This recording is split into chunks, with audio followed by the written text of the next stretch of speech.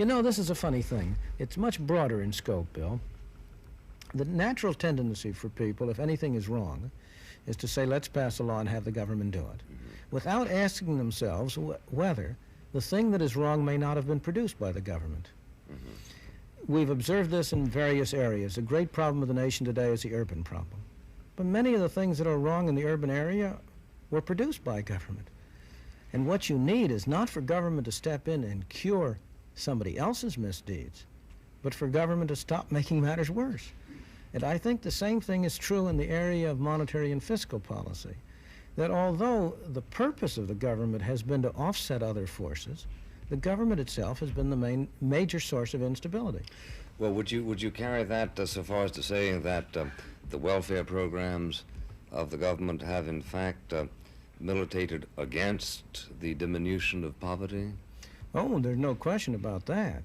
The major source of poverty have been the welfare programs of the government. How do you explain that? It sounds rather paradoxical, doesn't it? Yes, it does. But, you know, there's a general economic principle that if there's a demand for something, a supply will grow up to meet the demand. And if you provide subsidies for people to be poor, there will be more people who will be relatively poor. But let's get down to specific details. Why is it that there are 25% of Negro teenage boys, male teenagers, young men between the ages of 16 and 19, are unemployed and walking the streets? Because of a government program supposed to be for welfare purposes, namely minimum wage rates.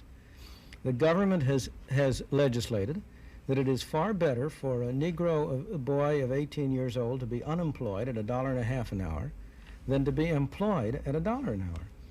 That's the only reason why unemployment among Negro youngsters is 25% instead of 7 or 8%, which is what it was before the minimum wage was raised so high. Yeah, but it's also true that back before there was a minimum wage, there were also people unemployed, isn't it? Oh, yes, but there was no such concentration of unemployment among the young people, among the unskilled, among the Negroes. Well, there was the minimum wage in 1931, 32, was it? No,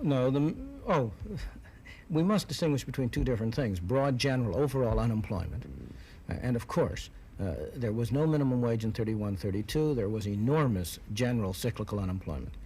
So, but my point is a different one. Here we have a time when unemployment in general, on the average, is low. It's only 4%, but it's 25% among Negro teenage boys. It's very high among the unskilled in general, much higher than it is on the average. If you go to an earlier period, when unemployment in general was 4%, suppose you go to 1955, unemployment then was about 4%. But at that time, the unemployment rate among Negro boys, teenage boys, was 8%, not 25%. Now, I quite agree that when you had a situation with total unemployment of 15%, 20% as you did in 1931, that was not the result of minimum wage laws. That was the result of bad monetary policy.